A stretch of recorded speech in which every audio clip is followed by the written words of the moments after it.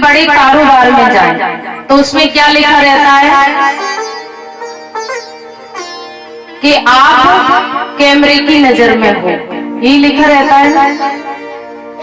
आप डॉक्टर के पास जाइए, आप बड़े कारोबार में जाइए तो आप कैमरा की नजर में हैं, कैमरा की निगरानी में हैं, यही लिखा रहता है। तो हम क्या करते हैं, सावधानी से काम करते हैं, बहुत सावधानी से कि कहीं हमसे गलती ना हो जाए, क्योंकि कैमरा लगा हुआ है तो हम सावधानी से काम करते हैं। अब उस कैमरे की नजर तो हमने रख ली, अब हमको ये भी पता नहीं है कि 24 घंटे भगवान की नजर भी हमारे ऊपर रहती है। थोड़ी बहुत भगवान की नजर का भी हमें सोचना चाहिए कि 24 घंटे हम परमात्मा की नजर में भी रहते हैं। उस कैमरे का तो ध्यान कर लिया, सावधानी से काम करने लग गए, लेकिन प्रभु की नजर में भी 24 घंटे हैं। जरा भगवान से भी डर के काम करे तो इंसान कभी नरक में न जाए, हमेशा उसे स्वर्ग ही प्राप्त हो। महारानी सुनीति के यहाँ पर जो बेटा जन्म लेकर आया, जिनका नाम था ध्रुव जी महाराज, और इधर सुरुचि के यहाँ पर भी एक बेटा जन्म लेकर आया। छोटा सा बेटा है, ध्रुव जी बड़े हैं और सुरुचि का बेटा छोटा है। हमारे संत कहते हैं कि एक बार ध्रुव जी महाराज की उम्र धीरे धीरे 5 वर्ष की हो गई। बच्चों में जब खेलने जाने लगे ध्रुव जी, तो बच्चे ताना मारते हैं कि ध्रुव, ना तो तुम्हारे पिता का पता है कि तुम किसके बेटा हो, तुम कहाँ से आए हो।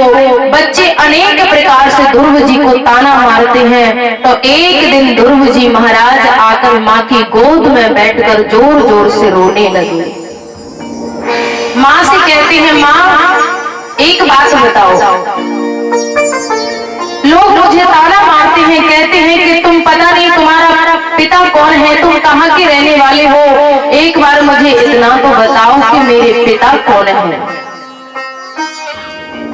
तो सुनीति ने कह दिया, बेटा आपके पिता महाराज उत्तानपाद नाम के राजा हैं, और हमारी छोटी बहन ने गुस्से में आकर के हमको घर से बाहर निकाल दिया, इसलिए हम राजभवन में प्रवेश नहीं करते हैं। पिता का नाम सुना तो ध्रुव जी ने सोचा कि आज तो मैं अपने पिता के घर जाऊंगा, अपने पिता के पास जाऊंगा, कोई नहीं तो कम से कम मेरे पिता तो मुझे प्रेम करेंगे, अगर माँ नहीं करेगी तो पिता तो करेंगे, क्योंकि सौतेली माँ कभी किसी की नहीं होती। अभी यहाँ पर अगर कोई सौतेली माँ हो तो बुरा मत मानना, होने वाली हो भी जाती है, कहना पड़ेगा, क्योंकि 100 में से एक आध तो होती है। तो कहते हैं कि सौतेली माँ कभी किसी की सगी नहीं होती, होती तो है लेकिन वो प्यार वो कभी नहीं करती जितना सगी माँ प्रेम करती है, उतना सौतेली माँ कभी प्यार नहीं दे सकती। ध्रुव जी महाराज जब उत्तानपाद नाम की राजा की गोद में जाकर के बैठ गए, महाराज राजा ने अपने बेटे को हृदय से लगा लिया और ध्रुव जी को प्रेम करने लगे। इधर एक तरफ की गोद में ध्रुव जी बैठे हैं, एक तरफ की गोद में ध्रुव जी के छोटे भाई दूसरी रानी का बेटा बैठा हुआ है।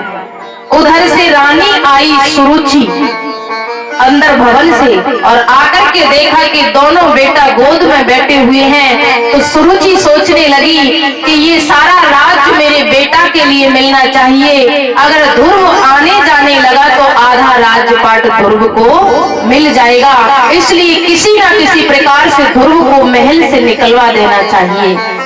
सुरुचि आई और सुरुचि ने उठाया, गोद से हाथ पकड़कर और एकदम धक्का मारकर गोद से नीचे गिरा दिया। जैसे ध्रुव जी महाराज गोद से नीचे गिरे तो पिता ने एक बार भी ये नहीं कहा कि ये भी तो मेरा बेटा है, इसको मेरी गोद से क्यों निकाल रही हो। चुपचाप देखते रहे उत्तानपाद, उन्होंने कुछ भी ना कहा, रानी के डर के मारे। और रानी सोचने लगी कि अगर आज गोद पर हक हुआ, कल राजगद्दी पर हक होगा, इसलिए इसको निकलवा देना चाहिए। हाथ पकड़कर घर से बाहर, महल से बाहर निकाल दिया। उत्तानपाद राजा देखते रहे, उन्होंने कुछ भी ना कहा। ध्रुव जी को बड़ा दुख हुआ। ध्रुव जी सोचने लगे। ध्रुव जी ने सोचा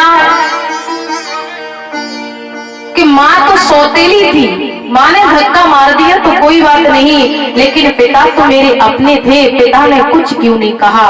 ये बात का दुख ध्रुव जी को हुआ और ध्रुव जी महाराज की आंखों में आंसू भर आए। अपनी माँ के पास जाकर रोने लगे। माँ से कहते हैं, माँ बस मुझे इतना बता दो कि मेरी सौतेली माँ ने मुझे धक्का मारा और पिताजी ने कुछ क्यों नहीं कहा। माँ कहती है, बेटा सचमुच के पिता है तो वो परमात्मा है, ये तो खाल माटी के पिता है। एक दिन मिट्टी से जन्म लिया, मिट्टी में ही मिल जाना है, इसलिए पिता मानना है तो उस परमात्मा को मानो जो कभी मिट्टी में मिलने वाला नहीं है। क्योंकि संसार में ऐसा कोई नहीं है जो जन्म लेकर आया है उसे मरना ना पड़े। ध्रुव जी कहते हैं, माँ वो पिता कौन है मुझे बताइए, मैं उनको बुलाकर लाऊंगा।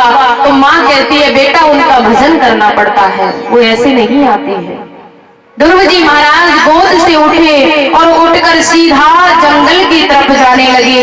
जंगल की तरफ जाते हुए नारद जी ने देखा तो नारद जी को दया आ गई और नारद जाकर पूछते हैं, बेटा जंगल में बड़े बड़े शेर रहते हैं, तुमको खा जाएंगे, तुम जंगल में मत जाइए। ध्रुव जी कहते हैं कि संसार में आए हैं तो जाना तो पड़ेगा, इसलिए आज मैं अपने पिता के पास जा रहा हूँ और उनसे एक ही बात पूछूंगा कि माँ ने मुझे धक्का मारा और पिता ने कुछ क्यों नहीं कहा। बस ये बात जाकर पूछना है।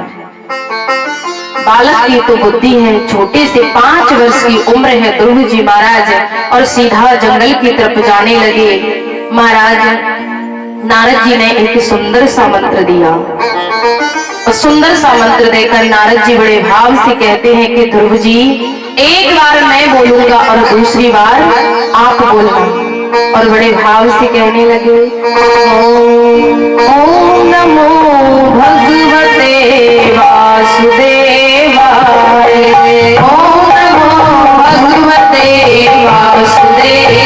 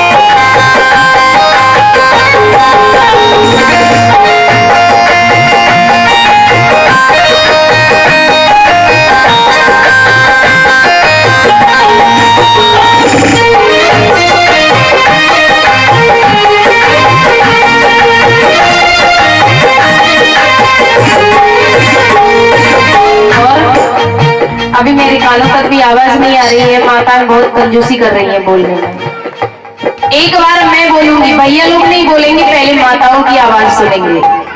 एक बार मैं बोलूंगी, दूसरी बार हमारी सारी माताएं बोलेंगी। ओम नमो भगवते वासुदेवाय।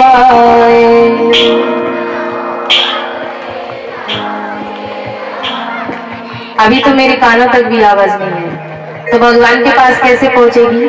थोड़ा मैं कम सुनती हूँ, जोर से बोलिए। ओम नमो भगवते वासुदेवाय।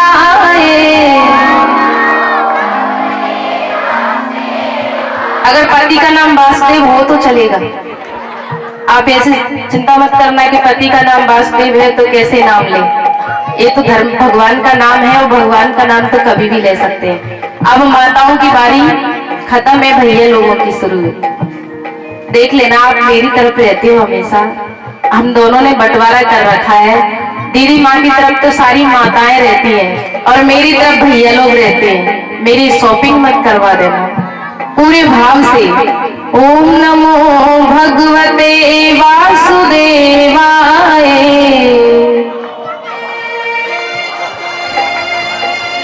हमारे पीछे वाले वैसे भी हमारे दादाजी हैं, आप क्यों हंस रही है? दादाजी हैं तो वो तो उनके हिसाब से ही बोलेंगे ना। आप चिंता मत करो, मैं आपकी तरफ हूँ, फुल सपोर्ट करूंगी। अब सभी दोनों तालियां बजाते हुए ओम नमो भगवते वासुदेवाय। ओम नमो भगवते वासुदेवाय।